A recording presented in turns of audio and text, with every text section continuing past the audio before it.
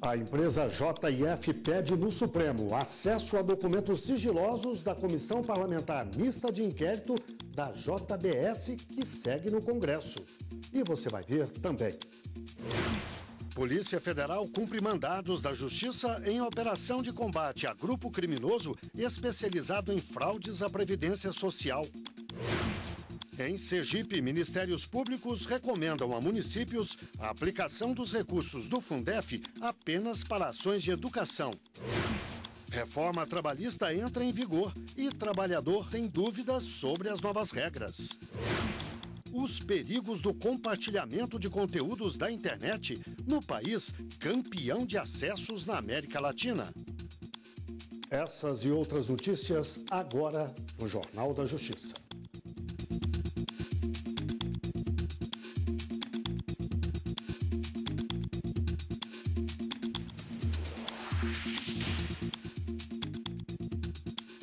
Boa tarde. A controladora da JBS e outras empresas entrou no Supremo Tribunal Federal com um mandado de segurança pedindo para ter acesso aos documentos sigilosos obtidos e produzidos pela Comissão Parlamentar Mista de Inquérito da JBS. O relator do mandado de segurança é o ministro Luiz Fux. E eu converso agora com a repórter Evne Araújo, que tem outras informações. Boa tarde, Evne.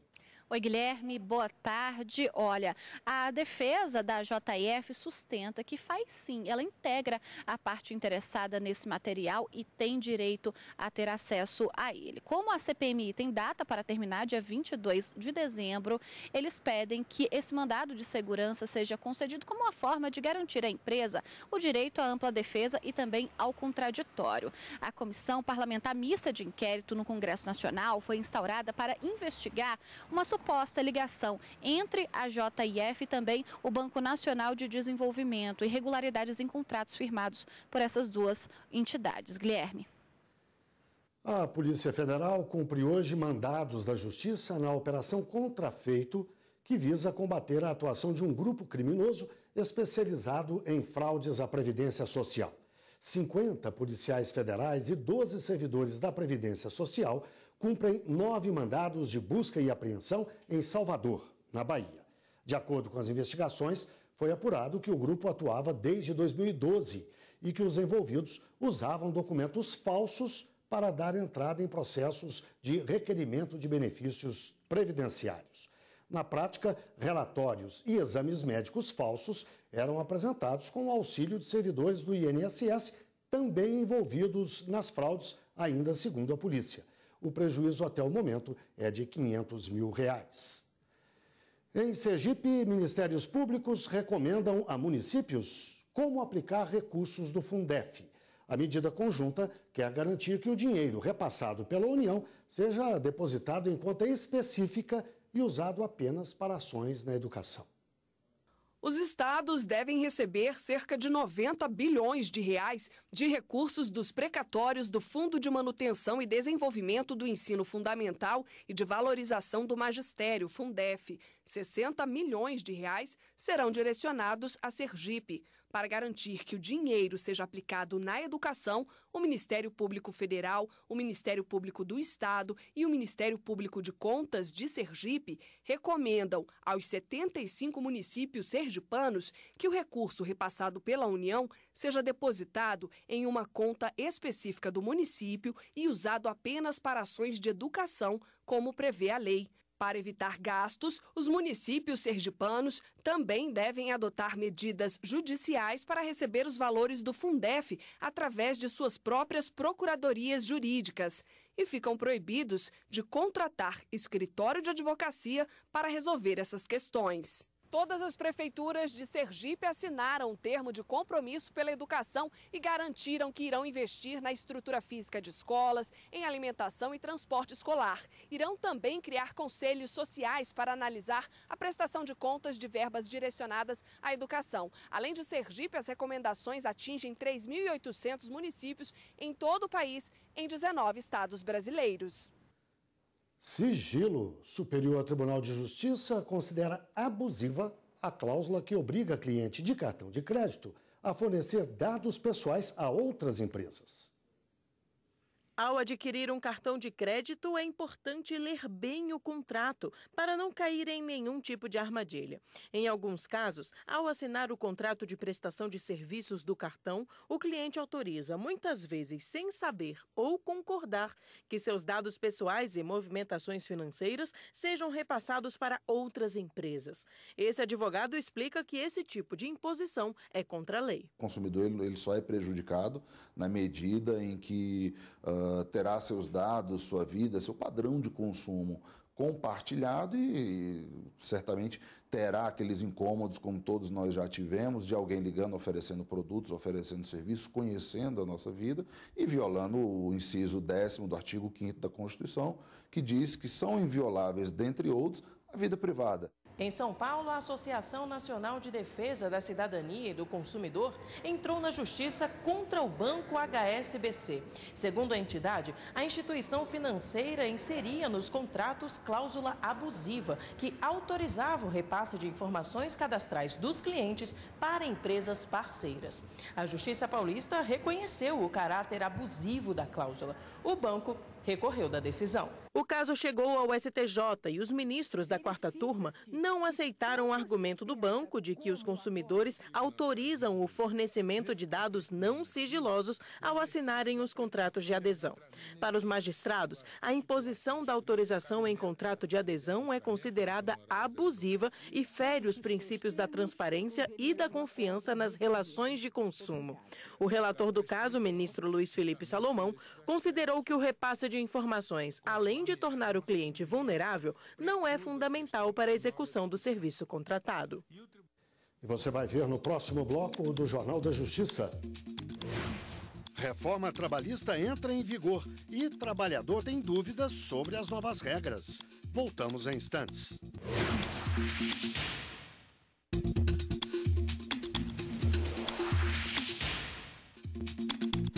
Já estão valendo as novas regras da legislação trabalhista. Mais de 100 artigos da CLT foram alterados pelo Poder Legislativo. São mudanças que mexem com a vida de todo trabalhador e que geram muitas dúvidas. Como elas serão implementadas? Como vão afetar as relações de trabalho? Para esclarecer essas e outras questões, nós convidamos a procuradora e vice-presidente da Associação Nacional dos Procuradores do Trabalho, Ana Cláudia Bandeira. Ana, obrigado por estar aqui conosco. Primeiro, eu queria lhe pedir que destacasse quais são as mudanças mais relevantes, as principais na legislação. Bom, como você ressaltou, nessa reforma foram alterados mais de 100 dispositivos da CLT.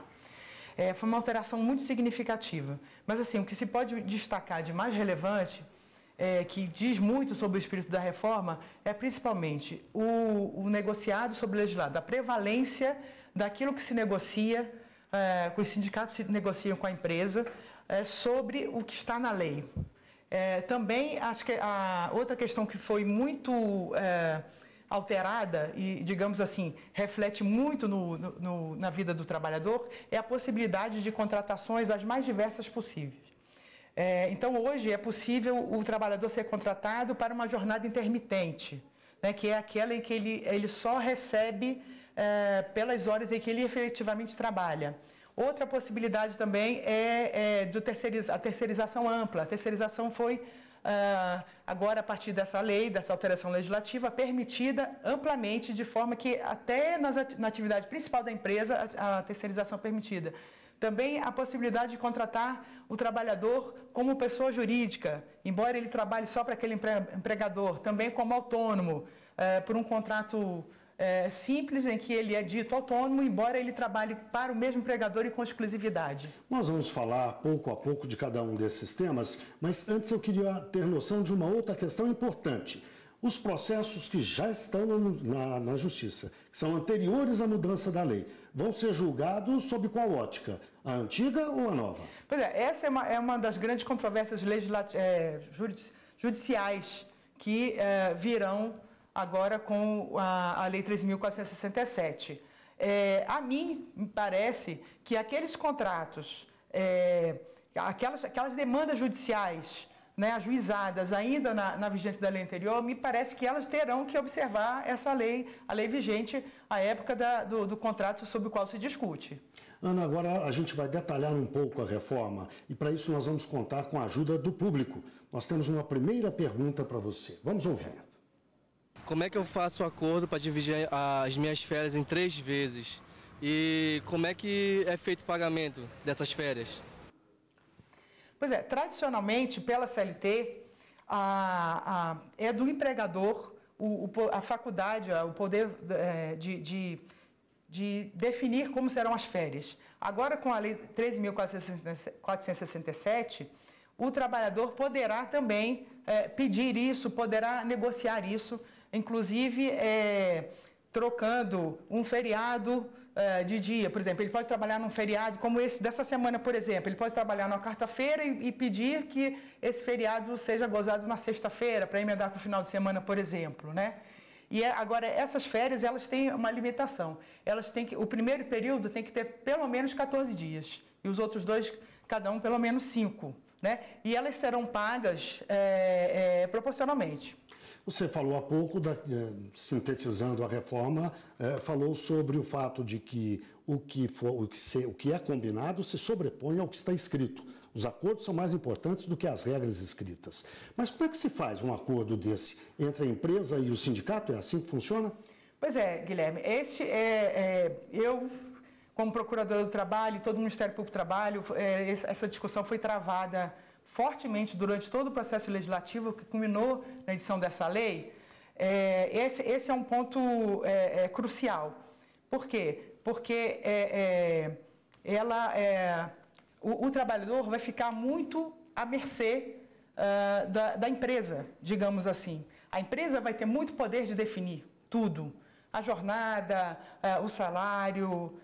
Então, o fato da lei ficar, não digo a quem, mas assim, dos acordos se sobreporem à lei, dará um poder muito grande à empresa. E os sindicatos continuarão negociando? Continuarão, mas aí há um detalhe que precisa ser dito.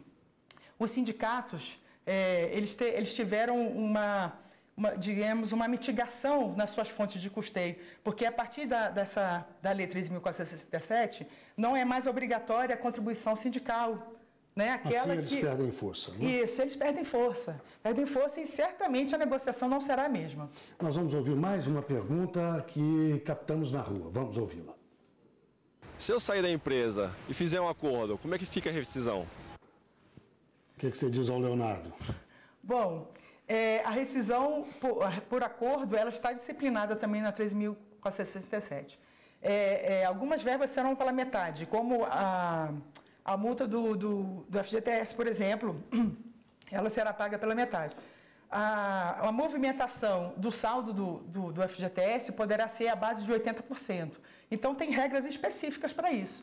Quando o trabalhador tiver o interesse de rescindir por acordo, né, normalmente isso acontece porque ele quer sair, ele não vai ter direito ao seguro-desemprego, por exemplo, então tem essas regras lá limitadoras. É verdade, Ana Cláudia, que o trabalhador, quando entrar com uma ação na justiça contra a empresa e perder, é verdade que ele terá que pagar uma indenização à empresa, é isso? Bom, na realidade, o que foi disciplinado assim de forma muito clara é que o trabalhador que for vencido na ação trabalhista, ele terá que pagar honorários advocatícios para a parte adversa, no caso, a empresa, ainda que ele goze de gratuidade da justiça. Da mesma forma, se ele pedir uma perícia para provar, para fazer uma prova, né, como base de algum direito que ele tenha requerido, se ele for vencido no objeto dessa perícia, ele também terá que custear os honorários periciais. Ana Cláudia, daqui a pouquinho nós vamos falar sobre aquela multa de 40% sobre o FGTS. Eu queria que você explicasse direitinho e vamos ouvir também outras perguntas de telespectadores. Até já, então. Bem, e no próximo bloco do Jornal da Justiça, os perigos do compartilhamento de conteúdos da internet no país campeão de acessos na América Latina. Voltamos já já. A nova legislação trabalhista já está sendo aplicada nos tribunais. O juiz do trabalho da Bahia, José Cairo Júnior, condenou um empregado a pagar R$ 2.500 ao empregador por má-fé e mais R$ 6.000 pelas custas de honorários. O funcionário havia processado o empregador por ter sido assaltado à mão armada pouco antes de sair para o trabalho e pedia, na mesma ação, pagamento de horas extras. Mas o juiz Caio Júnior entendeu que o empregador não pode ser responsabilizado pela criminalidade. O magistrado se baseou na deslealdade do trabalhador, que alterou a verdade dos fatos em relação às horas extras e, por isso, o condenou por má-fé. Essa decisão judicial, Ana Cláudia Bandeira, confirma aquela sua informação há pouco de que o trabalhador pode ser penalizado em caso de decisão desfavorável a ele na justiça. Agora, eu quero lhe fazer uma outra pergunta, a Ana Cláudia está aqui para esclarecer justamente os aspectos, os detalhes da reforma. No caso da multa de 40% do FGTS, isso pode ser negociado entre as partes, entre o patrão e o empregado? Pois é, a multa de 40%, há a previsão dela ser paga pela metade nesses casos de rescisão pela metade, né? Aliás, rescisão por acordo. Normalmente, aquelas situações em que já aconteciam antes, mas não eram previstas e não eram permitidas, que era do empregado pedir para sair, mas não querer receber alguma coisa, né? Então, o legislador agora deu essa solução, permitindo que se faça essa rescisão negociada, digamos assim, mas dentro de parâmetros colocados, limites colocados, né? E um desses parâmetros é justamente o pagamento dessa multa de 40% pela metade. Bem, nós temos mais uma pergunta colhida nas ruas de Brasília. Por favor. O que é que mudou no banco de horas e nas horas extras? Pois é, as horas extras, elas continuam devendo ser pagas à base de 50%, né? Com acréscimo de 50%. Mas agora, com várias possibilidades de extensão da jornada de trabalho, como a de 12 horas, da jornada de 12 por 36, né? Que é aquela em que o trabalhador trabalha 12 horas seguidas e goza de um descanso de 36 horas na sequência. Nesses casos aí, o trabalhador trabalha 12 horas com essa jornada permitida e aí não há hora extra, certo? Então, assim, e aí, com relação ao banco de horas, também tudo ficou mais flexível, né? Na verdade, essa reforma trabalhista, ela trouxe uma flexibilidade absoluta em prol do empregador, que poderá, em muitas situações, em várias dessas modalidades contratuais que eu citei antes, ele poderá dispor livremente da jornada de trabalho. Em relação sobre o regime da CLT, é possível fazer uma jornada de 8 horas, não fazer intervalo para o almoço e sair uma hora antes? Pois é, o que foi previsto expressamente também, inclusive na parte que trata da negociação, do negociado sobre o legislado, é que o horário de almoço ele tem que ter no mínimo 30 minutos. Quer dizer, isso houve um retrocesso aí, porque antes a CLT dispunha que o mínimo era de 1 hora, né? Agora não, agora pode ser de 30 minutos. Mas como eu estava dizendo antes, há tantas possibilidades, inclusive de acordos individuais, que é fácil que o empregador consiga dispor dessa jornada para torná-la talvez mais flexível, quiçá até no interesse do trabalhador, mas certamente em desfavor da saúde do trabalhador, porque trabalhar 8 horas sem intervalo certamente não é bom para o trabalhador. Bem, nós temos mais uma pergunta, vamos ouvi-la? Meu contrato de trabalho pode alterar, mesmo eu tendo sido contratado antes da reforma? Pois é, outra discussão também jurídica que se travará daqui para frente, né? Mas, assim, o certo é que o empregador terá um lastro legal, digamos assim, para passar a adotar práticas que antes não podia, né? Então, isso tudo vai ser... nós vamos ter que vivenciar essa lei, a aplicação dessa lei, que, como eu já disse antes, traz uma mudança tão profunda, muda tantos paradigmas que eram os paradigmas desde 1943, quando a CLT foi editada, que nós vamos ter que vivenciar para ver. Mas, em princípio, ele poderá. E essas novas regras valem apenas para a iniciativa privada ou atingem também o setor público? Pois no caso da terceirização, por exemplo, atinge diretamente o setor público. Por quê? Porque ela não restringe, em primeiro lugar, e no setor público hoje já se utiliza muito terceirização. Então, claro que no maciço dessa lei, ela se destina a seletistas, mas em alguns pontos ela também terá inserção no setor público. Ana Cláudia, e quando houver dúvidas, a quem o trabalhador vai recorrer? Pois o trabalhador vai continuar podendo recorrer à fiscalização do trabalho, que é o Ministério do Trabalho, os auditores fiscais do trabalho, também ao Ministério Público, poderá também, e aí eu não digo tanto caso de dúvida, mas o trabalhador poderá denunciar alguma coisa que ele acha que é ilegal, né? E por fim, também a justiça, né? Que aí eu faço até um parêntese com relação a isso, que o acesso à justiça também restou prejudicado por conta até daquilo que nós já abordamos aqui, da questão do empregado agora, mesmo sendo beneficiário de justiça gratuita, ele ter que arcar com custas, com honorários advocatícios. Então, mas assim, de qualquer forma, o sistema de justiça está aí, estará funcionando, continuará funcionando, e a ele, então, o trabalhador poderá buscar apoio, buscar solução para suas contendas. E a gente, então, pode concluir que essa legislação ainda pode sofrer muitas alterações, mesmo porque está sendo questionada na Justiça. Certamente, Guilherme.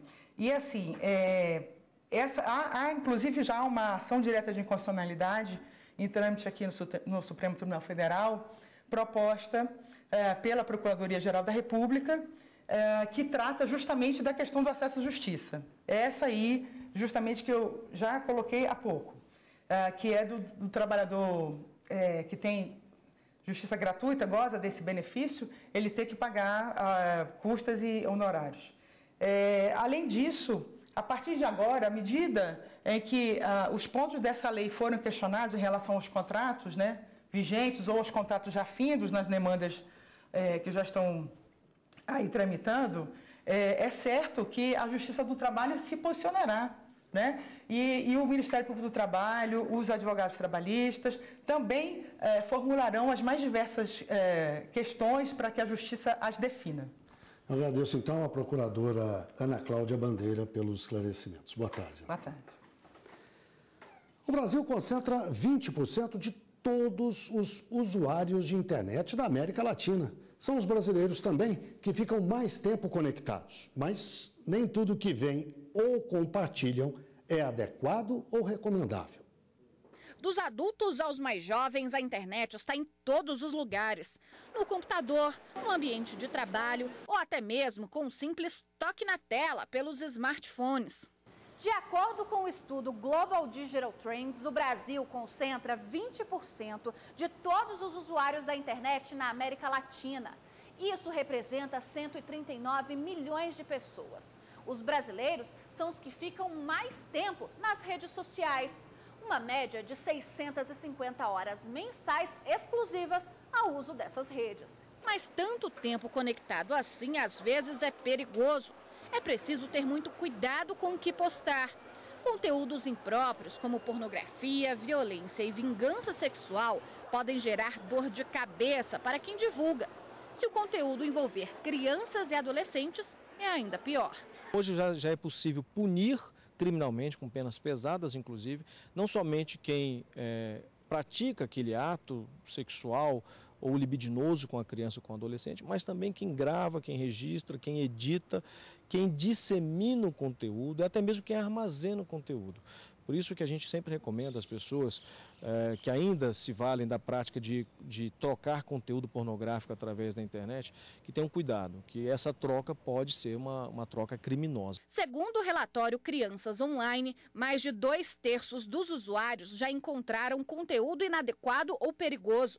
59% disseram ter se deparado com pornografia. 26% caíram em sites dedicados a jogos de azar. E 20% encontraram sites com armas e linguagem forte inapropriada. Para o ministro Marco Aurélio do Supremo Tribunal Federal, cabe à família monitorar o acesso de crianças e adolescentes à internet. Hoje o acesso é um acesso muito fácil, né? Você consegue entrar em sites, né, brincando, né?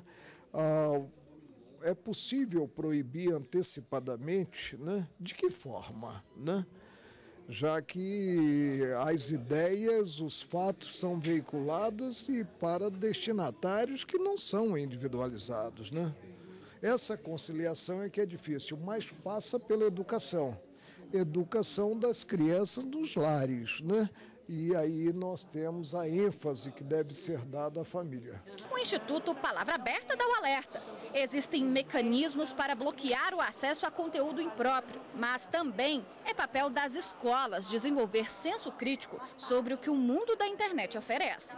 É você instituir sistemas e programas de educação digital para que essa criança saiba e cresça aprendendo a lidar com o ambiente digital. O ambiente digital ele traz muitos benefícios, mas ele traz também muitos dilemas. Um deles é que a internet nunca esquece. Então, saber interpretar, saber entender esse mundo novo é fundamental para que a gente tenha uma sociedade mais participativa e que tenha a liberdade de acessar conteúdos não impróprios e sim aqueles que possam contribuir para o desenvolvimento cultural e educativo dessas crianças. O que fazer quando uma catástrofe atinge uma nação? Quem é responsável por providenciar ajuda? Esse é o tema do Direito Sem Fronteiras desta semana.